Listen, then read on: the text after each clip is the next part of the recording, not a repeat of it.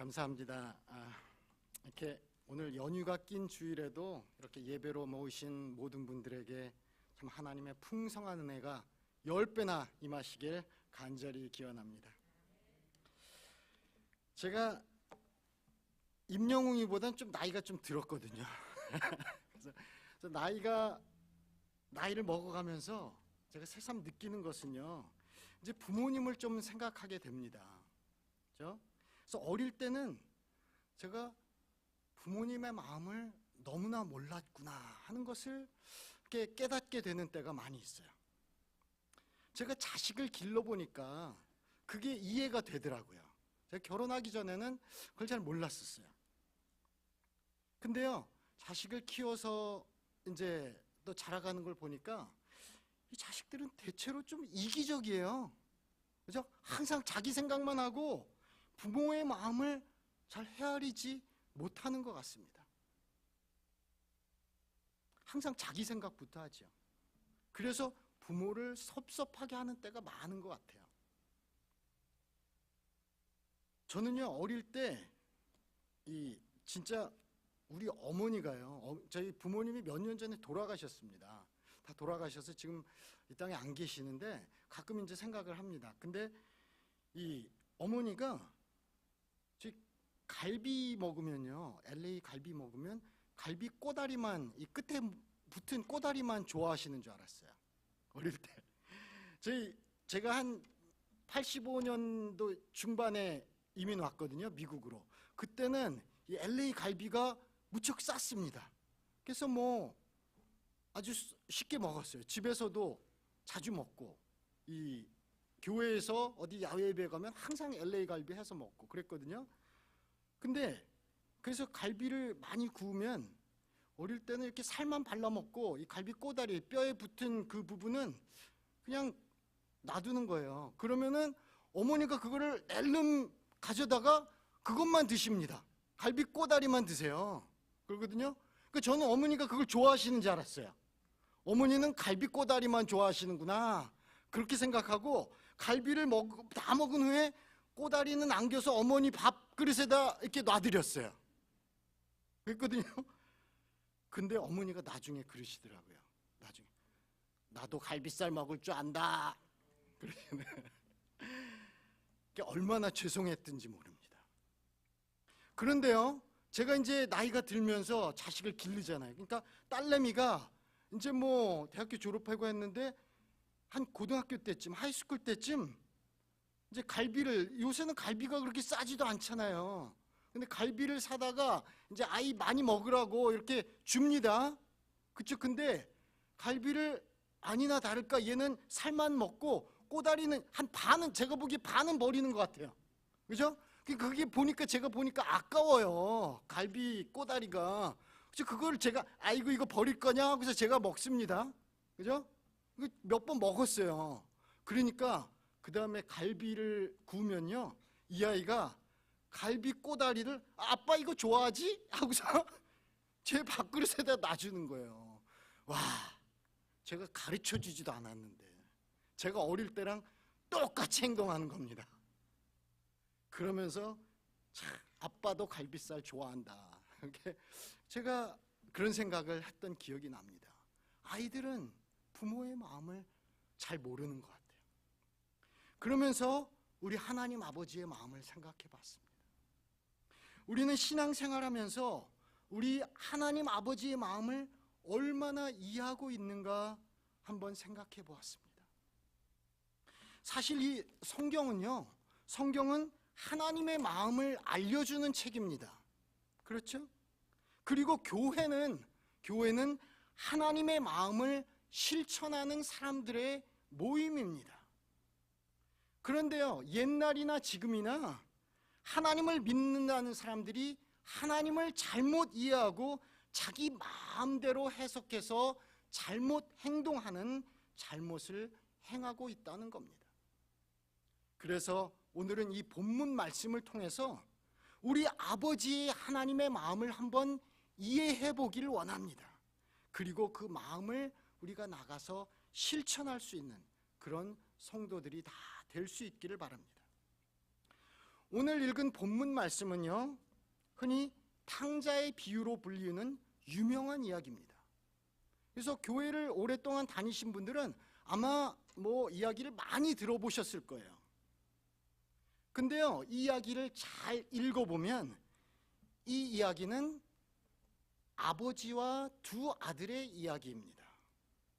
다시 말하면요, 꼭 탕자로 비유된 작은 아들이 이 비유 이야기의 주인공이 아니라는 거죠. 그래서 오늘은 이 작은 아들보다는 이 아버지와 큰 아들에게 초점을 맞춰서 한번 바라보기를 원합니다. 이야기를 잘 이해하기 위해서는요, 먼저 이 이야기의 배경을 이해해야 하는데요, 이 배경을 이해하기 위해서는 그 시작을 읽어보면 잘 알 수 있습니다. 그래서 15장 1절에서 3절 말씀을 보면요, 여기 보면 모든 세리와 죄인들이 말씀을 들으러 가까이 나오니 바리새인과 서기관들이 수군거려 이르되 그랬습니다. 그러니까 누가 나오죠? 먼저 모든 세리와 죄인들이라고 표현된 그 당시 죄인 취급받던 사람들이 나옵니다. 그리고 두 번째 부류는 이 바리새인과 서기관들이라고 나온 그 당시 종교 지도자들이 나옵니다. 그리고 3절에 나오는 예수께서 그들에게 비유로 이르시되 예수님이 등장합니다. 그러니까 세 부류의 사람은요, 죄인들과 바리새인들과 또 예수님, 세 사람입니다. 그렇죠? 이게 바로 오늘 이야기의 배경입니다. 그럼요, 오늘 본문이 나오는 11절부터 나오는 이야기의 주요 등장인물들이 누구죠? 여기 나오는, 잘 아시죠? 탕자의 비유에 나오는 주요 인물들은 작은 아들의 이야기가 먼저 나옵니다. 작은 아들이 나오고 그 다음에 아버지가 나오고 그 다음에 큰 아들이 나옵니다. 근데 이게 바로 앞에 나온 이 사람들과 일치한다는 거예요. 작은 아들은 죄인들을 가리키고요, 큰 아들은 바리새인과 서기관들을 가르치는 거고요, 그리고 또 아버지는 예수님이라는 겁니다. 아니면 혹은 하나님이라는 거죠. 이때 예수님의 말씀을 들으려고 수많은 죄인들이 몰려들었는데요, 여기서는 모든 죄인들이라 그러지만 어떻게 세상 모든 죄인들이 왔겠어요? 그냥 많은 죄인들이 몰려들었다는 걸 얘기하는 겁니다. 그걸 보고 바리새인과 서기관들은 비판하기 시작했습니다. 그 사람들이 대놓고 얘기하기를, 이 사람은 죄인들과 저렇게 어울리는구나, 밥도 같이 먹고 그 사람들과 어울리는구나, 이 사람은 잘못됐다, 그렇게 비판하기 시작한 겁니다. 그러자 이 비유의 이야기를 예수님께서 그들에게 들려주셨다는 겁니다. 여기서 그들이 누구인가, 예수님이 그들에게 들려주셨다 하는데 그들이 누구인가 하는 것을 생각해 보면 물론 거기 모인 모든 사람들에게 들려주셨던 거죠. 하지만 궁극적으로는 바리새인과 서기관들에게 들으라고 하신 말씀입니다. 이 탕자의 비유는 바리새인들에게 하신 말씀이에요. 그 당시 바리새인들이 어떤 사람들이었습니까? 여러분 잘 아시잖아요, 그렇죠? 잘 아시겠지만 당시의 바리새인들은 하나님의 율법을 따라 살려고 철저하게 성경 공부도 하고 문자적으로 엄격하게 그 율법을 따라 살려고 노력하던 사람들이었습니다. 그들은요, 문자적인 율법에 능통했을 뿐만 아니라 유대인의 전통적인 그 유전도 엄격하게 지키려 했던 사람들이었습니다. 모세 오경에다가 그들의 전통을 더해서 율법을 재해석했던 사람들이었습니다. 그래서 이 사람들은 율법주의자라고 불리기도 했죠. 그런데요, 이 사람들은 하나님의 법을 따라 살려는 열정이 엄청 강했지만요, 그 지나친 열정 때문에 정작 하나님의 마음을 오해하고 있었던 대표적인 종교주의자들이었습니다. 예를 들면요, 그들은 더러운 죄인들과는 어울리지도 않았고 식사는 절대로 하지 않았습니다. 그리고 일주일에 2번씩 금식을 했는데 꼭 티를 내고 금식을 했습니다. 그리고 안식일에는요 39가지 금지법을 만들어 놓고 일도 못하게 하고 요리도 못하게 하고 빨래도 못하게 하고 온갖 것을 못하게 했습니다. 이 율법에 나온 것보다도 더 많은 것들을 요구했다는 겁니다. 그들은 기도를 큰 소리로 열심히 했지만 정작 아버지 하나님의 마음을 제대로 이해하지 못했던 겁니다. 오히려 자신들의 열심히 주위 사람들을 판단했던 거예요. 그리고 이웃 사람들과 하나님의 마음을 이해할 수 있는 눈을 스스로 가리워버렸던 겁니다. 자기들 할 일에만 너무 바쁘고 자기들 식으로만 모든 걸 해석해서 맞췄던 겁니다. 그런데요, 오늘날 우리가 이걸 생각해 보면 바리새인들과 같이 하나님에 대한 열정이 있지만 하나님을 오해하고 있는 소위 보수주의자들이 교회에 많이 있는 것을 보게 됩니다. 사실 저도 신앙적으로 보면 꽤 보수주의라고 생각을 하는 편이에요. 보수적으로 자랐고 보수적으로 생활을 한다고 생각을 합니다. 그런데 보수라는 말이 뭡니까? 간단히 말하면요, 옛날의 전통을 보존하여 지키려고 하는 자들입니다. 좋게 보면 원칙과 전통을 고수하려고 급격한 변화를 반대합니다. 하지만 때로는 그 원칙과 전통을 가장해서 자신들의 기득권을 놓치지 않으려고 하는 사람들이 바로 보수주의자들이라는 겁니다. 물론 전통이 다 나쁘다고 하는 게 아닙니다. 전통을 지키는 게 수많은 좋은 전통들이 있죠.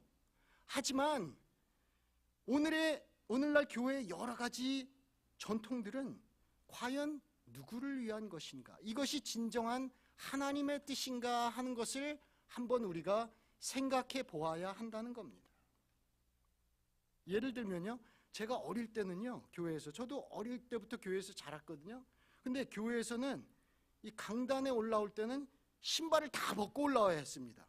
신발 신고 절대로 올라오지 못하게 했어요. 그리고 주일날은 교인들에게 사 먹지 못하게 했습니다. 밖에 나가서 사 먹지 못하게 했어요. 큰일 나는 줄 알았어요. 굉장한 죄를 짓는 줄 알았습니다. 그리고 예배 시간에는요, 찬송가만 불러야 됐지 복음성가를 부르지 못하게 했습니다. 그걸 엄격히 구분을 했어요. 그리고 어저께 우리 이 목사님 말씀 들어보니까 주럼을 치면 악마의 악기라고 그랬대요. 그렇죠? 처음에 이제 주럼이 소개되었을 때 교회에서 주럼 치는 거, 심지어 옛날엔 기타 치는 것까지도 굉장히 금했던 그런 시대가 있었습니다. 이 교회에서 교인들에게 금지시키는 게 많았다는 겁니다. 그게 진짜 하나님 뜻인지 사람들의 전통인지 모르고 하는 행동이 많았습니다. 그리고 보수적인 교회일수록 그게 심했었습니다. 그래서 오늘날 교회들도 한번 우리가 생각해 보아야 할 부분이라고 생각합니다. 예수님은요, 그 당시 어떻게 보면 일부러 보수적인 바리새인들과 갈등을 불러일으켰습니다.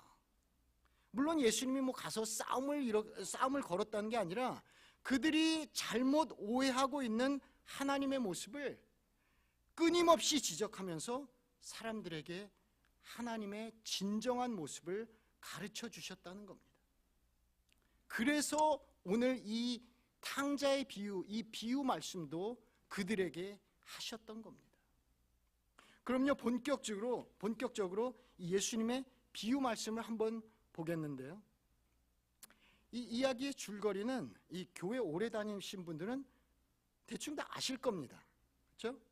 어느 날 작은 아들이 아버지에게 자기 재산을 나누어 달라고 합니다. 그래서 집을 떠납니다. 자기 것을 다 받아서 떠나는데, 그리고 멀리 가서 허랑방탕한 생활을 하다가 자기 가진 재산을 다 날려버리고 빈털터리가 됩니다. 그러다가 어느 집에서 돼지를 치다가 후회를 하게 되죠. 우리 아버지 집에서는 먹을 게 부족하지 않았는데, 일하는 종들도 풍족하게 먹고 살았는데 난 여기서 이렇게 굶어 죽고 있구나. 이러지 말고 돌아가서 아버지께 잘못했다고 하고 이제 아들이 아니라 일꾼으로라도 써달라고 해야 되겠다 하고서 이제 아버지 집으로 돌아가게 됩니다. 그런데 아버지의 반응이 어땠습니까? 여기서부터 제가 좀 더 자세하게 보기를 원하는 부분입니다. 그래서 20절을 한번 보세요. 15장 20절을 보면은 일어나 아버지께로 돌아가니라 하고 나오죠. 그 당시 유대 사회는요, 체면과 명예를 중요시하는 문화였습니다. 그리고 이 이야기를 읽어보면 이 아버지는 그 마을에서 꽤나 중요한 위치와 부를 가진 그런 인물이었던 것 같아요. 그렇기 때문에 이 아들이 집을 나가서 돈을 가진 재산을 다 낭비했다는 것은 그 돈을 낭비했다는 그 자체보다도요, 이 아버지의 이름과 명예에 누를 입혔다는 점이 참 그 당시 사람들에게는 참기 힘든 점이었다는 겁니다. 신명기 21장 18절에서 21절에 보면요, 읽지 않아 하셔도 되는데 거기에 보면 이런 막 부모의 명령을 거역하고 허랑방탕하게 사는 아들은 돌로 쳐 죽이라고 나와 있습니다. 그러니까 그런 율법에 능통했던 바리새인들은요, 이런 아들이 돌아오면 당연히 그런 아들은 그에 응당한 벌을 내려야 한다고 생각을 했을 겁니다. 그를 무조건 받아준다는 건 그들의 머리로는 상상도 할 수 없었다는 거예요. 그런데 여기 20절에 나온 아버지의 반응은 어땠습니까? 물론 이 아버지는 집 나간 아들을 찾으러 쫓아서 멀리 가지는 않았습니다. 하지만 이 아들이 돌아오기를 매일같이 기다리면서 날마다 부지런히 밖을 살펴보고 있었던 것 같아요. 그렇기에 아직도 거리가 먼데, 아직도 먼 거리에 있는데 아버지가 벌써 그 아들을 알아보고 당장에 달려가서 맞았다는 겁니다. 여러 주석가들에 따르면요, 그 당시 귀족들은 뛰지 않았다 그래요. 뛰어다니는 건 어린애들이나 종들이나 그런 사람들이나 뛰어다녔다고 그럽니다. 이 품위 있고 높은 지위에 있는 사람들은 항상 권위 있게 걸으면서 느릿느릿한 걸음으로 항상 이렇게 자세를 곧게 하고 그렇게 발걸음을 뗐다고 합니다. 그런데 여기서 아버지는 이 작은 아들을 보자마자 단숨에 한 걸음에 달려나갔던 겁니다. 아마도 이 부분이 바리새인들에겐 이해가 안 갔을 겁니다. 아니, 그뿐 아니라 몹시 불쾌했을 것 같아요. 왜냐하면 그들의 상식을 초래한 행동이었기 때문입니다. 그리고 나서 아버지는 아들의 목을 안고 입을 맞추었다고 나옵니다. 근데 원문을 보면은 이게 한 번이 아니라 계속해서 입을 맞추었다는 표현입니다. 한 번만 그냥 잘 왔다 한 게 아니라 너무 기뻐서 입을 계속해서 맞췄다는 거예요. 이 말은요, 아버지가 너무 기뻐했을 뿐만 아니라 그 마음엔 돌아온 아들을 이미 마음에 용서하고 사랑할 준비가 되었음을 알려주는 구절입니다. 여기서 예수님은요, 죄인이 그저 돌아오기만 하면 하나님은 이미 용서하고 받아줄, 사랑할 준비가 다 되었다는 걸 보여주신 겁니다. 이 작은 아들이 돌아오면서도 오해했던 점은요, 자기가 지었던 죄 때문에 자신은 다시는 아버지의 아들이 다시 될 수 없다고 생각했던 점입니다. 나는 다시는 아들로서 살아갈 수 없다. 그러니까 종으로 살아가겠다. 그렇게 왔는데, 그런데 아버지는 돌아온 아들을 어떻게 맞아 주었습니까? 21절에 보면요, 아들은 이제 저는 이제 아들이라 부를 수 없사오니 지금부터는 이제 종의 하나로 여겨주십시오 그랬거든요. 근데 아버지는 이 말에 어떤 대꾸도 없습니다. 대꾸도 없이 하인들에게 일러서 당장 축하잔치를 열 준비를 하라고 합니다.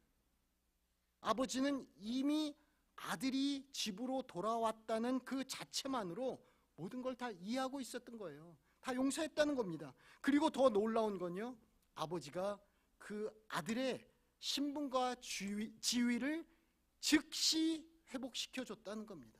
아들을 보자마자, 돌아오자마자 즉시 회복시켜줬다는 겁니다. 22절에 보면요, 아버지가 종들에게 제일 좋은 옷을 내어다가 입히고 손에 가락지를 끼우고 발에 신을 신기라, 그런 말씀이 나옵니다.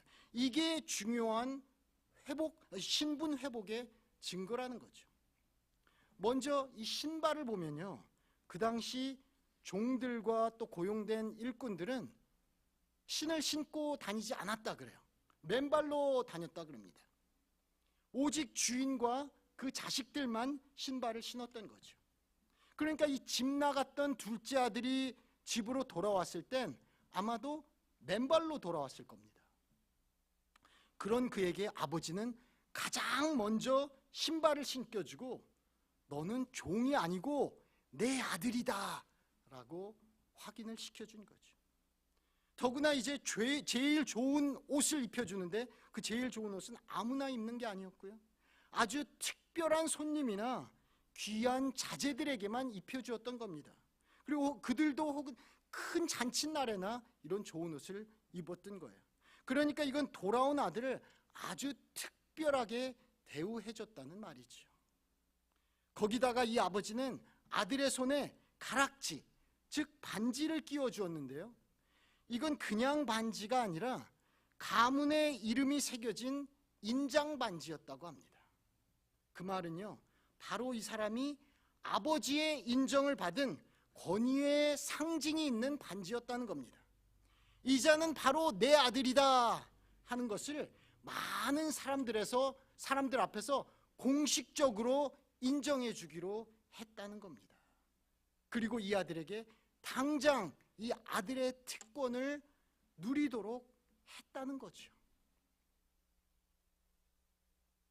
생각해 보면요, 이게 바로 죄인들을 향한 하나님의 구원인 것을 우리가 알 수 있습니다. 요한복음 1장 12절에 보면요, 영접하는 자, 곧 그 이름을 믿는 자들에게는 하나님의 자녀가 되는 권세를 주셨으니 했습니다.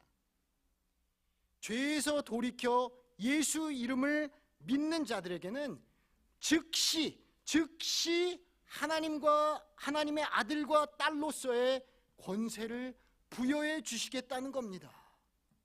기다리지 않아도 된다는 거예요. 즉시 하나님의 아들과 딸이 될 수 있다는 거예요. 그래서 하늘에서는 즉시 잔치가 열린다는 겁니다.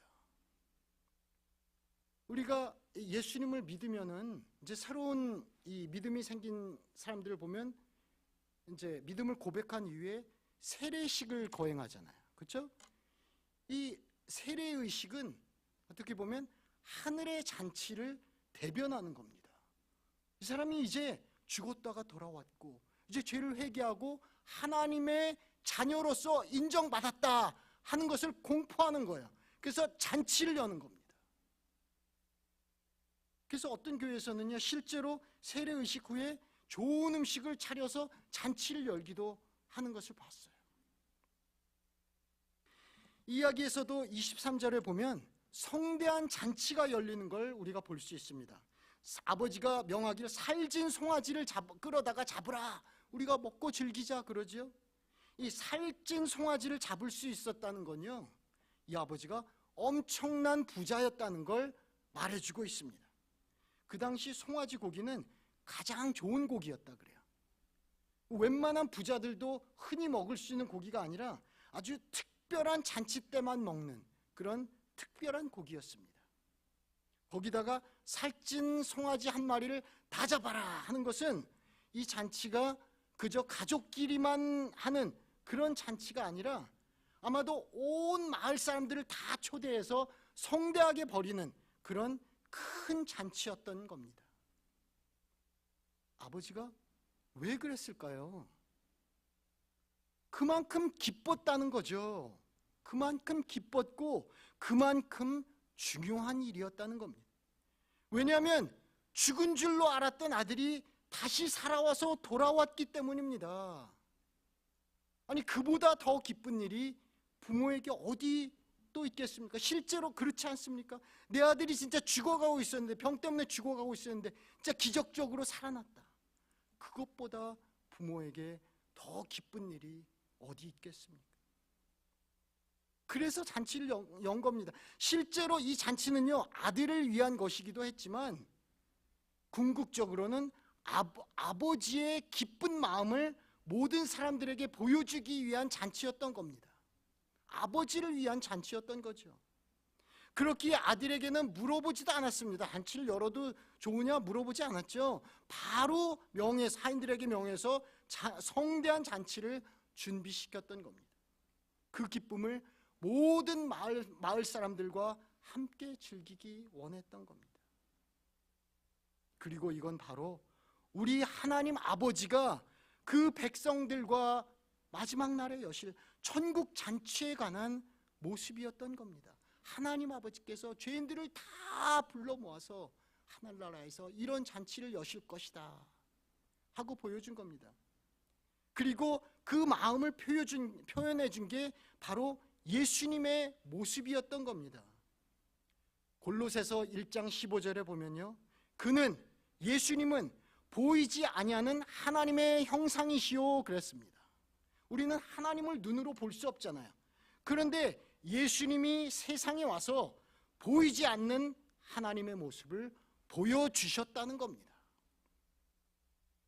그래서 예수님은 바로 죄인들을 기뻐 맞아주셨습니다. 하나님 아버지가 너희들 기뻐 맞아주신다 하면서 기뻐 맞아주시고, 그걸 이상하게 여기는 바리새인들에게 이게 바로 하나님의 마음이다 하고 가르쳐 주셨던 겁니다. 그리고 또한 오늘날 우리에게도 그렇게 하나님의 마음을 가르쳐 주시는 겁니다. 그런데요, 이 비유 이야기를 읽어보면, 15장 이 마지막 부분을 읽어보면 예수님의 이야기가 여기서 끝나지 않는 것을 우리가 알 수 있습니다. 여기에 세 비유가 나오거든요. 처음에는 이제 잃은 양의 비유가 나오고, 그 다음에 잃은 동전에 대한 비유가 나오고, 그 다음에 잃은 아들에 대한 비유가 나오는데, 앞에 두 비유 이야기에서는 이 잃은 것을 찾은 사람이 찾은 다음에 이웃들과 잔치를 벌임으로써 끝이 납니다. 기뻐하고 끝이 나요.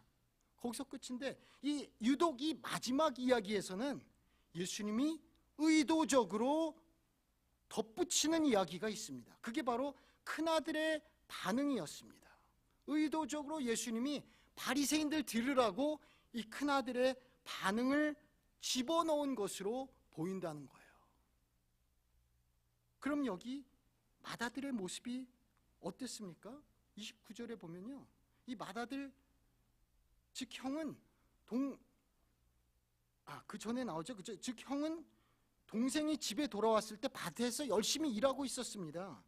그리고 일이 다 끝나고 집 가까이 왔을 때 자기 집에서 나는 음악 소리를 듣고도 무슨 영문인지 몰랐어요. 무슨 일인지. 그리고 나서 종을 불러서 무슨 일이냐 물어보니까 그 종이 와서 얘기해 주기를, 당신 동생이 돌아와서 이제 잔치가 열렸습니다. 그렇게 얘기해 주자 형은 기뻐서 당장 뛰어들어갔습니까? 그러지 않았습니다. 오히려 그 얘기를 듣자마자 벌컥 화를 냈어요. 그리고 집에 들어가려 하지 않았습니다. 한번 생각을 해보시기 바랍니다. 왜 여기서 형이, 맏아들이 그렇게 화를 냈을까요? 종한테, 그 소식을 전해주는 사람한테 왜 그렇게 화를 냈을까요? 한번 생각을 해보시길 바라고요. 그런 맏아들의 모습을 멀리서 바라본 아버지가 대문 밖으로 나와서 맏아들을 이제 이 29절에 보면 달래서 들어가려고 합니다. 그러자 맏아들은 아버지께도 화를 냅니다. 자기 달려나온 아버지한테 오히려 화를 내면서, 보세요 아버지, 저는 지난 몇 년 동안 아버지 말씀에 하나도 어기지 않고 순종하며 열심히 일했는데, 종같이 열심히 일했는데 아버지는 저를 위해서는 염소 새끼 한 마리 안 잡아주셨습니다.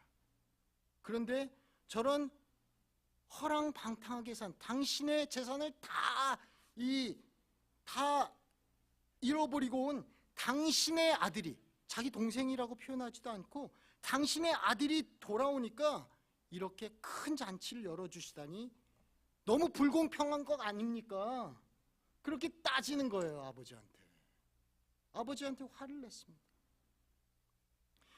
이 큰아들의 생각에는요, 아버지가 당연히 이 말 잘 들은 자기를 위해서 더 큰 잔치를 벌여줘야 된다고 생각했던 겁니다. 이 아들의 오해는요, 자신의 노력으로 아버지가 특별한 대우를 해줘야 된다고 오해하고 있었던 겁니다. 그리고 이게 바로 오늘날 우리 크리스찬들이 빠지기 쉬운 함정이라는 거예요. 우리는 하나님을 믿으면서도 내 생각대로 하나님이 공평해야 된다는 생각이 있습니다. 그 공평이란 건요, 내가 바로 열심히 일하면 큰 보상을 받아야 되고 나쁜 놈들은 다 벌 받아야 된다는 생각입니다. 그게 공평하다는 거예요. 그렇지 않습니까? 나는 매일같이 새벽 예배 열심히 나오고 주일 한 번 안 빠지고 11조 열심히 내면서 충성했는데 교회 한 번 안 나오고 세상에서 제멋대로 살다가 어찌어찌해서 회개하고 크리스찬이 된 사람을 위해서 하나님이 더 기뻐하시고 더 큰 잔치를 벌여주신다면요, 억울하지 않겠어요? 화내지 않겠습니까? 그게 말이 안 된다고 생각하지 않겠습니까? 말로는 축하한다고 하지만 사실은 억울한 마음이 들 겁니다. 그럴 수 있어요. 근데 이 이야기를 보고 생각해 보면 그게 우리 아버지의 하나님의 마음을 오해하는 거라는 겁니다. 여기서 맏아들은요, 누구보다도 아버지의 마음을 잘 알고 있었을 겁니다. 동생이 아버지를 떠난 후에 아버지가 얼마나 슬퍼했는지, 그 후에도 하루도 빠짐없이 아들이 돌아오기를 기다리면서 얼마나 마음을 졸였는지 그는 곁에서 다 보았을 겁니다. 그리고 그런 아버지를 진정으로 사랑했다면요, 그는 아버지가 돌아온 아들을 위해서 잔치를 열며 기뻐했을 때 자기도 아버지를 위해서라도 기꺼이 그 잔치에 참여했을 겁니다. 그런데 이 아들은 전혀 기뻐하지도 않았을 뿐만 아니라 그 잔치에 들어갈 생각도 없었습니다. 그의 머릿속에는 아마도 많은 것들을 계산하고 있었을지도 모르겠어요. 자기 재산 다 받아간 동생이 돌아왔는데 아버지가 이제 그냥 거저 받아주시니 그럼 내가 받을 재산이 이제 축나는 게 아닌가. 쟤는 지껏 다 받아갔는데. 저놈은 당연히 자신이 한 행동에 대해서 벌을 먼저 받아야 되는데 이 아버지가 제정신인가 그렇게 생각했을지 몰라요. 그리고 나보고 같이 들어가서 기뻐하라니 이건 너무 불공평한 게 아닌가 그렇게 생각했을 것 같습니다.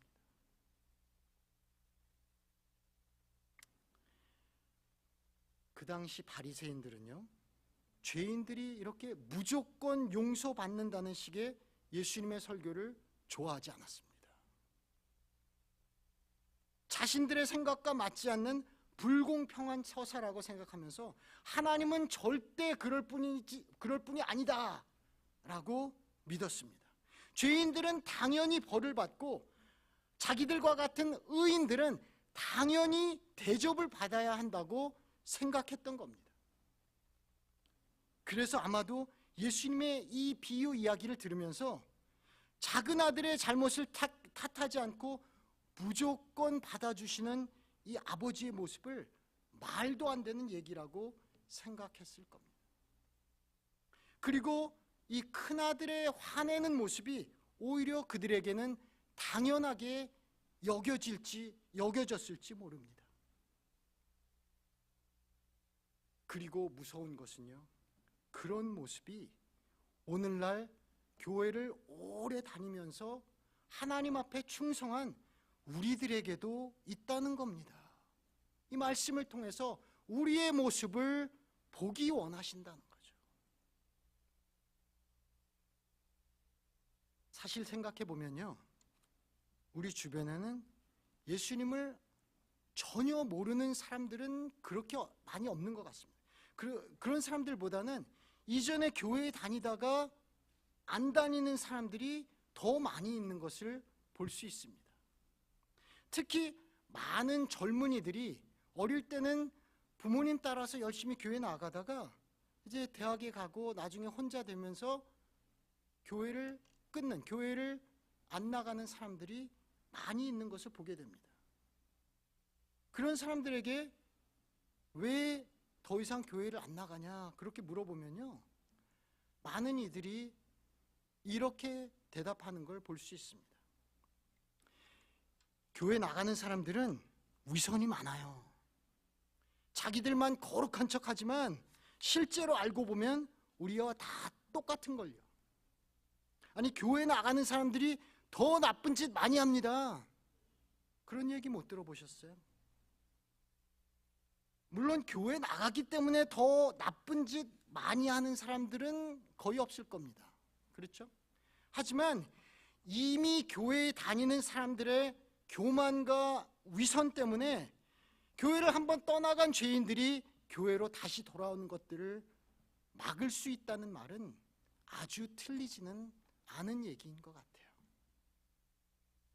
이 탕자의 비유에서요, 만약에 이 집 나간 동생이 집으로 돌아오다가 아버지를 만나기 전에 먼저 집 앞에서 형과 마주쳤다면 어떻게 됐을까요? 아마도 이 탕자는 집에 들어오지 못했을 것 같아요. 그리고 다시 발길을 돌렸을 것 같습니다. 왜냐하면요, 형은 그 자리에서 동생한테 화를 냈을 거거든요. 그리고 못 들어오게 했을 거거든요.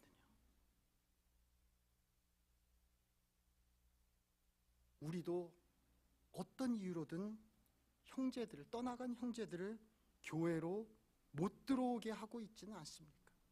한번 생각해 봐야 한다는 겁니다.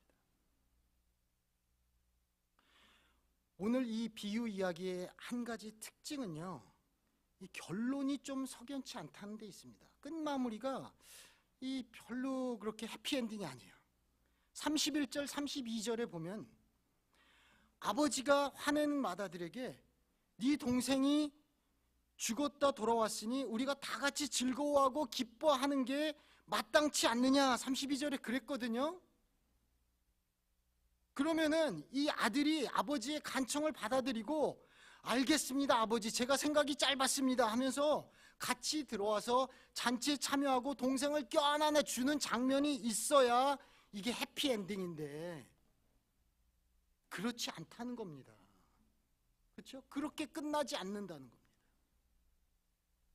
왜냐하면요, 그 당시 바리새인들과 종교 지도자들은 그렇게 하지 못했기 때문입니다.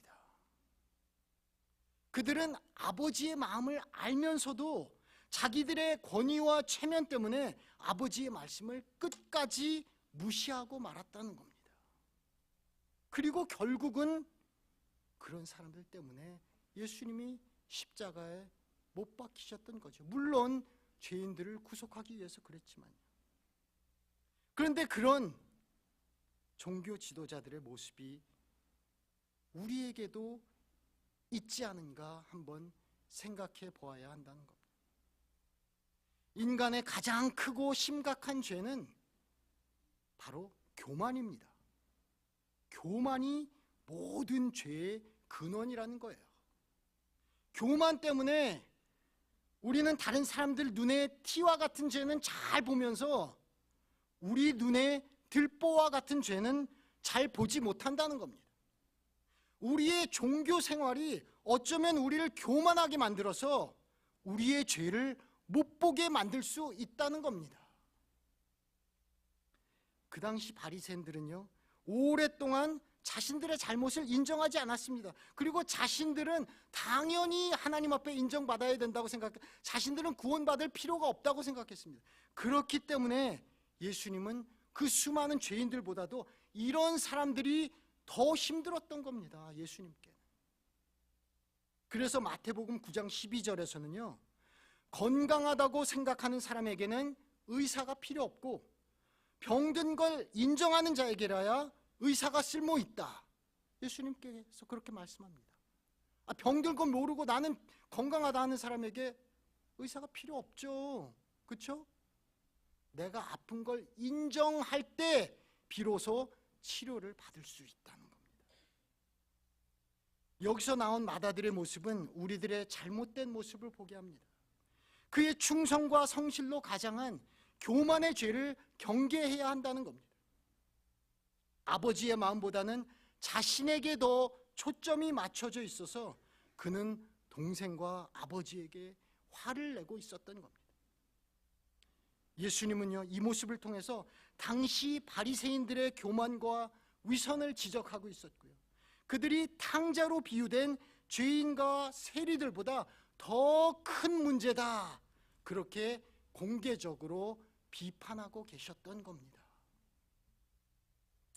마태복음 21장 28절에서 31절에 보면은 이 비슷한 비유가 하나 나옵니다. 여기서 이거를 다 읽어보진 않겠는데요, 그 아버지와 이 두 아들에 관한 얘기가 또 다른 비유인데 거의 똑같은 비유라는 것을 우리가 알 수 있습니다. 이거를 한번 헤세드 모임에서 오늘 한번 읽어보시고 나눠보시기를 원합니다. 이게 어떻게 탕자의 비유와 똑같은 비유인지, 거의 비슷한 비유인지 그것을 한번 생각해 보시기 바랍니다. 우리가 천국에 가면요, 나보다 늦게 믿은 사람, 나보다 훨씬 못 배운 사람, 나보다 훨씬 못된 사람도 다 와서 천국 잔치에 참여할 겁니다.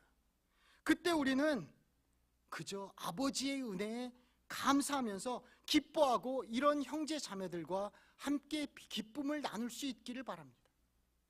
물론 천국에서는 그런 시기하고 원망하는 마음이 없겠지만요, 그런 모습을 우리 크리스천들은 이 땅에서부터 서로 훈련해 나가야 한다는 겁니다.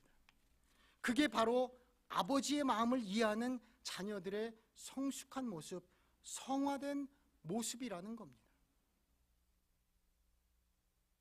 하나님 아버지의 마음이 무엇입니까? 마태복음 9장 13절에 보면요, 하나님은 긍휼을 원하시고 제사를 원하지 아니하노라 하셨습니다. 이 말씀이 꼭 하나님이 그 백성들에게 제사를 드리지 말라고 하신 말씀이 아닙니다. 제사는 물론 필요하지만 긍휼이 없는 제사는 원치 않는다는 말씀이죠. 오늘날도 마찬가지입니다. 하나님은 물론 우리의 예배를 중요하게 받으시지만 이 예배를 통해서 하나님의 마음을 이해하고 나아가서 서로를 긍휼히 여기고 서로를 사랑하기를 원하신다는 겁니다. 그게 바로 우리의 부모 되신 하나님의 마음이라는 겁니다. 그래서 오늘도 이 말씀을 통해서 우리 아버지 되신, 우리의 부모 되신 하나님의 마음을 생각해 보시고 그 뜻에 순종하며 축복받는 저와 여러분이 다 될 수 있기를 간절히 축원합니다. 기도하시겠습니다.